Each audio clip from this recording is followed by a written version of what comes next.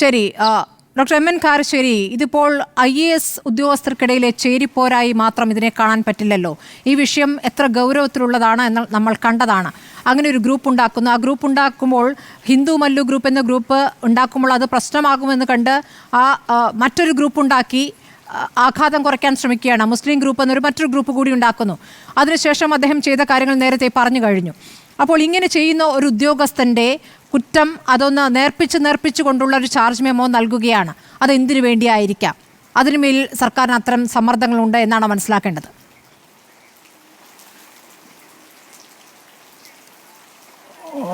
സ്മൃതി, പ്രശാന്തിൻ്റെ കേസും ഗോപാലകൃഷ്ണൻ്റെ കേസും ഒരിക്കലും ഒന്നിച്ചു കൂട്ടി പറയാനേ പറ്റില്ല.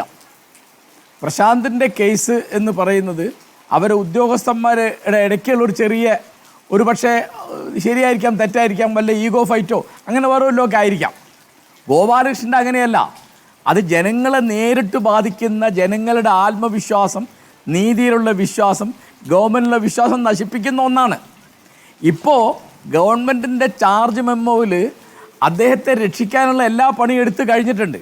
അതായത് ആ കേസ് തുടങ്ങുന്നത് എവിടുന്നാണ്? അദ്ദേഹം ഒരു വ്യാജ പരാതി കൊടുക്കുന്നിടത്താണ്. ആ വ്യാജ പരാതി എന്നുള്ളൊരു പ്രശ്നം ഇപ്പോൾ ഇല്ല എന്നാണ് ഞാൻ മനസ്സിലാക്കുന്നത്. അതിലെന്താ പറഞ്ഞത്? അദ്ദേഹം ഫോൺ ഹാക്ക് ചെയ്തു എന്ന് പറഞ്ഞത് ശരിയല്ല, അത് ഹാക്ക് ചെയ്യപ്പെട്ടിട്ടില്ല.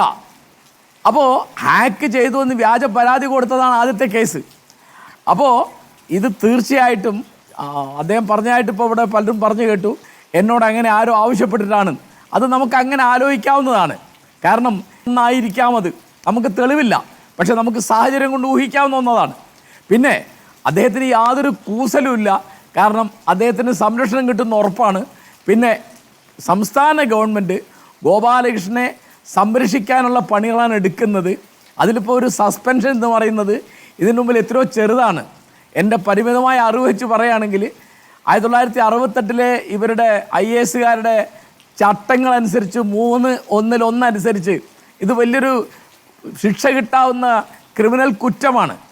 അതായത് ജാതിയുടെയോ മതത്തിൻ്റെയോ ഭാഷയുടെയോ പ്രദേശത്തിൻ്റെയോ പേരിൽ ജനങ്ങളുടെ ഭിന്നിപ്പുണ്ടാക്കുന്ന മട്ടിൽ ഒരു IAS ഉദ്യോഗസ്ഥൻ പെരുമാറുന്നത് വലിയ കുറ്റമാണ്. പക്ഷേ അവിടെയാണ് ഡോക്ടർ എം എൻ കാരശ്ശേരി, അതിൽ സാങ്കേതികമായി കിട്ടുന്ന ഒരു മറുപടി, ഞാൻ ഇതേ സംശയം ഉന്നയിച്ചപ്പോൾ അതിൽ സാങ്കേതികമായി പറയുന്നൊരു മറുപടി, മല്ലു ഹിന്ദു ഗ്രൂപ്പ് എന്നൊരു വാട്സപ്പ് ഗ്രൂപ്പ് ഉണ്ടാക്കുന്നത് ഒരു ക്രിമിനൽ കുറ്റമാകില്ലല്ലോ, മല്ലു മുസ്ലിം ഗ്രൂപ്പ് എന്നൊരു ഗ്രൂപ്പ് ഉണ്ടാക്കുന്ന ഒരു കുറ്റമാകില്ലല്ലോ, അതിനകത്ത് നടക്കുന്ന ചർച്ചകൾ അതിൽ വർഗീയ സ്വഭാവമുണ്ടെങ്കിൽ അങ്ങനെ വരുമ്പോഴാണ് അത് വേറൊരു ഗൗരവത്തിലേക്ക് നീങ്ങുന്നത്, അല്ലെങ്കിൽ ആ രൂപത്തിൽ താങ്കൾ പറയുന്ന രൂപത്തിലുള്ള ക്രിമിനൽ കേസ് എടുക്കാവുന്ന വിഷയമായി മാറുന്നത്. പക്ഷേ അത്തരമൊരു ചർച്ചകൾ നടന്നിട്ടില്ല, അത്തരം ചർച്ച നടത്താൻ ആരെയും കിട്ടിയിട്ടില്ല എന്നൊരു യാഥാർത്ഥ്യം കൂടിയുണ്ട്. അദ്ദേഹം അങ്ങനെ ഉദ്ദേശത്തോടു കൂടി ഗ്രൂപ്പ് ഉണ്ടാക്കിയിരിക്കാം, പക്ഷേ പലരും അതിൽ കുറ്റപ്പെടുത്തിക്കൊണ്ട് ഇറങ്ങിപ്പോവുകയൊക്കെ ചെയ്തിട്ടുമുണ്ട്. അല്ല, അങ്ങനെ അതിന് ദുരുദ്ദേശം അല്ലെങ്കിൽ എന്തിനാ അത് മായ്ച്ചു കളയുന്നത്? എന്തിനാണ് എൻ്റെ ഫോൺ ആരോ ഹാക്ക് ചെയ്തു എന്ന് പറയുന്നത്? അവിടെ നിന്നാൽ പോരെ. അപ്പോൾ മല്ലു ഹിന്ദു ഗ്രൂപ്പ് അതിനെന്താ തെറ്റ് എന്ന് പറഞ്ഞ് നിൽക്കുന്നില്ലല്ലോ. അത് ഞാൻ ചെയ്തതല്ല, അത് ഹാക്ക് ചെയ്ത് വേറെ ആരോ കുറ്റവാളികൾ ചെയ്തതാണ്, ഞാനതിൽ നിരപരാധിയാണ്, എനിക്കതിൽ ഉത്തരവാദിത്തമില്ല എന്നാണല്ലോ പറയുന്നത്. അപ്പോൾ ഗ്രൂപ്പ് ഉണ്ടാക്കുന്നതിൽ എന്തോ ദുരുദ്ദേശമുണ്ട്. എല്ലാ പ്രവൃത്തി ഇൻറ്റൻറ്റ് എന്താണ്, ഉദ്ദേശം എന്താണെന്നുള്ളതാണല്ലോ പ്രധാനപ്പെട്ട കാര്യം. അപ്പോൾ അങ്ങനെ മുസ്ലിം ഗ്രൂപ്പ് ഉണ്ടാക്കിയാലും ഹിന്ദു ഗ്രൂപ്പ് ഉണ്ടാക്കിയാലും ജനങ്ങളുടെ ഇടയിൽ ഭിന്നിപ്പുണ്ടാക്കാണല്ലോ. ഇപ്പോൾ മല്ലു എന്ന് പറഞ്ഞാൽ എന്താ അർത്ഥം? അത് മലയാളികളുടെ എന്നുള്ള അർത്ഥത്തിൽ കുറച്ചൊക്കെ തമാശയായിട്ട് പരിഹാസമായിട്ടൊരു ലാഘവത്തിൽ പറയുന്നതാണ്. മലയാളികൾ എന്ന അർത്ഥത്തിൽ മല്ലൂസ് എന്ന് പറയും.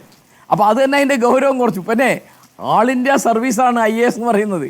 അപ്പോൾ അതിനിടയ്ക്ക് എന്ത് മല്ലു, എന്ത് മലയാളി, എന്ത് ദക്ഷിണേന്ത്യ ഒന്നുമില്ലല്ലോ. അപ്പോൾ ജനങ്ങളെ, ഒരു ദേശീയതയുടെ പങ്കുകാരായ ജനങ്ങളെ, ഇന്ത്യൻ ജനതയെ മൊത്തത്തിൽ കാണേണ്ട ഒരു ഉന്നത ഉദ്യോഗസ്ഥനാണ് ഈ കളിയൊക്കെ കളിക്കുന്നത്. അപ്പോൾ അദ്ദേഹത്തിന് ഒരു ചെറിയൊരു സസ്പെൻഷൻ കൊടുത്തു. അത് കഴിഞ്ഞപ്പോൾ അത് സാധാരണ ഇതിൽ 6 മാസം കഴിഞ്ഞാൽ തിരിച്ചു വരും, അലവൻസ് കിട്ടും, ഒരു പ്രശ്നമില്ല. അപ്പോൾ അങ്ങനെ അദ്ദേഹത്തിന് ഗൗരവമായ കുറ്റകൃത്യങ്ങളൊന്നും അദ്ദേഹം ചെയ്തിട്ടില്ല എന്ന് അദ്ദേഹത്തെ സംരക്ഷിക്കാനാണ് സംസ്ഥാന ഗവൺമെൻറ് ഉദ്ദേശിക്കുന്നതെന്നാണ് സാമാന്യ ബുദ്ധി വെച്ച്, കോമൺ സെൻസ് വെച്ച് നമുക്ക് ആലോചിക്കാവുന്ന ഒരു കാര്യം. അപ്പോൾ തീർച്ചയായിട്ടും അത് വളരെ അപകടം പിടിച്ചൊരു കാര്യമാണ്. അല്ലെങ്കിൽ തന്നെ പല തരത്തിലും നമ്മുടെ സാമൂഹ്യ മണ്ഡലം നമ്മുടെ രാഷ്ട്രീയ മണ്ഡലം, നമ്മുടെ ഒന്നും വേണ്ട നാട്ടുമ്പുറങ്ങളും നഗരങ്ങളും ഒക്കെ പല തരത്തിലുള്ള ചേരിതിരിവ്, ധ്രുവീകരണം, പോളറൈസേഷൻ നടന്നുകൊണ്ടിരിക്കുന്നതിനിടയ്ക്കാണ് ഇങ്ങനൊരു സാധനം വരുന്നത്. അപ്പോൾ അതിലെന്തോ കുഴപ്പമുണ്ടെന്ന് അവർക്ക് തന്നെ അറിയാം.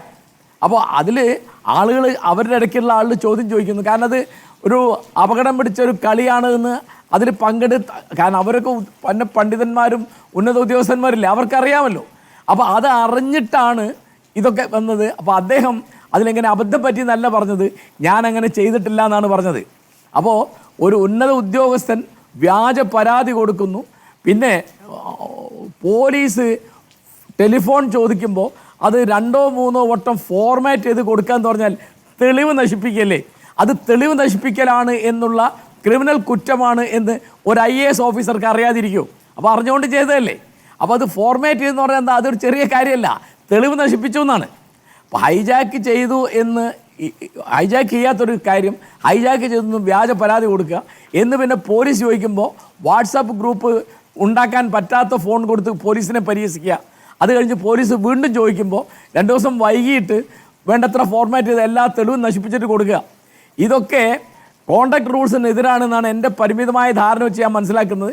നമുക്ക് കോമൺ സെൻസ് കൊണ്ട് ആലോചിച്ചാൽ അറിയാം, ഇത്ര വലിയ പദവിയിലിരിക്കുന്ന ആളുകൾ ഇങ്ങനെയൊന്നും പെരുമാറാൻ പാടില്ല. അവരെ മാതൃകാപരമായി ശിക്ഷിക്കേണ്ടതാണ്. ആ ശിക്ഷയിൽ നിന്ന് അദ്ദേഹത്തെ ഒഴിവാക്കണം എന്ന് കേരള ഗവൺമെൻറ് വിചാരിക്കുന്നത് BJP യെ പ്രീതിപ്പെടുത്താനാവും എന്നാണ് നമുക്ക് ഊഹിക്കാവുന്നത്.